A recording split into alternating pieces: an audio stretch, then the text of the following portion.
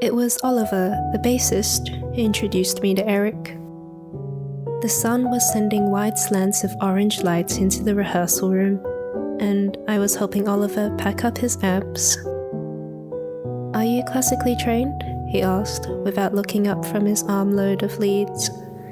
"You could tell," I faltered, feeling even more out of place than I had at the beginning of the rehearsal, if that was even possible. Oliver simply nodded and kept coiling up his leads as I shoved the last amp back into its storage shelf. I closed the lid of the upright piano and was about to head home when Oliver caught up with me. He asked if I wanted to hang out with them at the bar they frequent. That was weird. Here I was, the classically trained pianist who had no idea what improvisation was or where to begin, who couldn't groove with the rhythm section, or anything else for that matter, and they wanted to have a drink with me. But as it turns out, when Oliver asks you something, it's never a question, and you end up going anyway.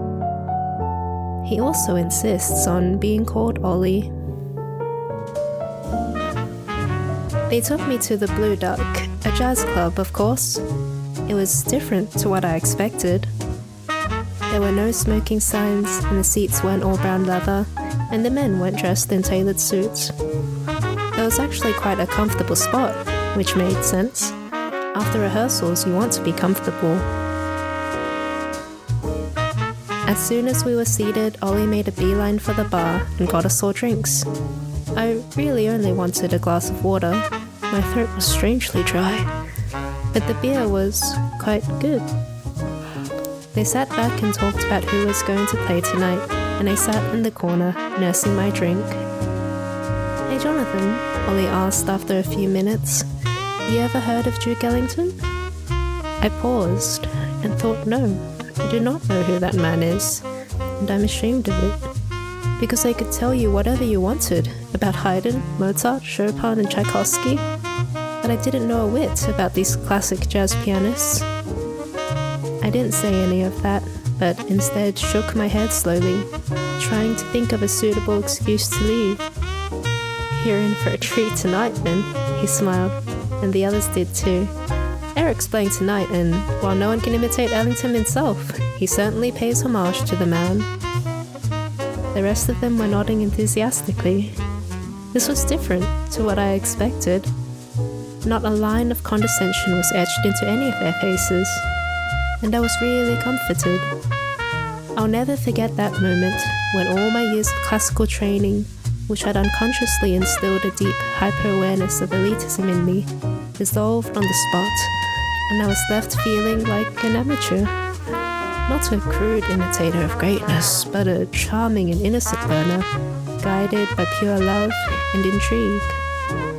These guys, their world was so different to mine.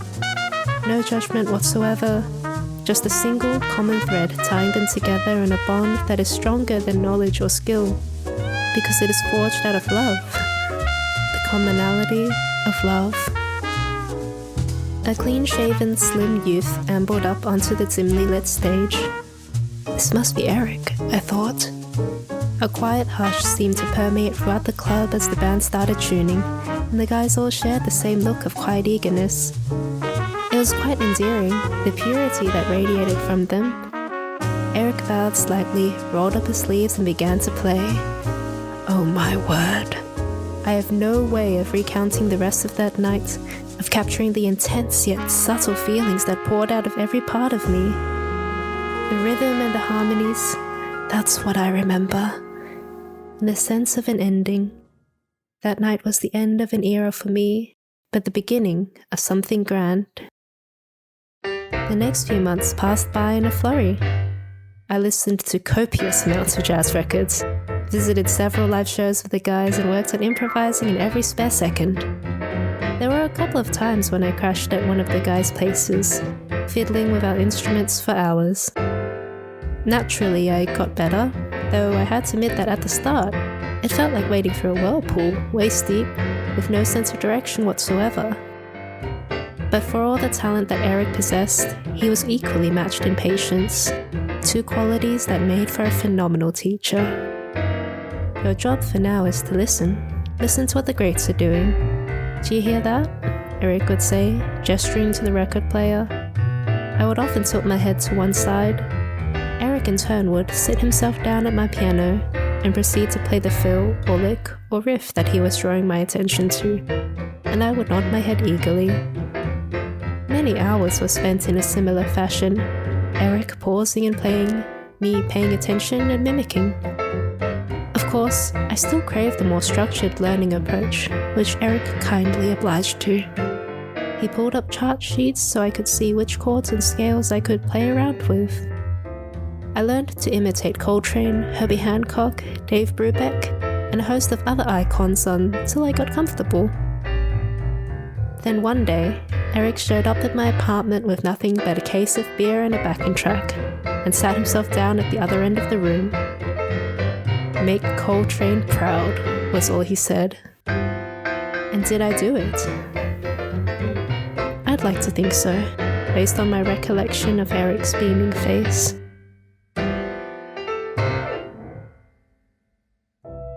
It was quite funny, actually. The first time I improvised by myself, Eric shouted the names of the jazz pianists that came through as I was playing. He kept doing that until eventually he ran out of names to say. No, that's not completely true. There was one name left, in the end, that he was able to say. Jonathan. There it was. That magical moment when the voices and expressions borrowed melded into one's own, organic and natural as the weaving of a tapestry. From then on, classical music became pedestrian. Sure, it was harmonically pretty and structured, but it lacked color, emotion, subtlety.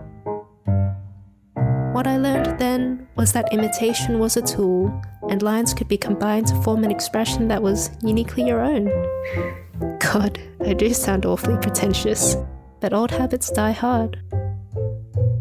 I still occasionally get calls from the academy, and a couple of times people from my classical days have showed up at our gigs. They merely went for a laugh, to toss their noses at me, commenting on the state of the club. They called it a cavern. The state of the piano, it was a second-hand upright, but otherwise in perfect condition. And the state of my dress, which was no longer stiff and upright, but loose and casual. But they were easily forgettable. It was Ollie, the bassist, who introduced me to Eric. And it was Eric who introduced me to imitation.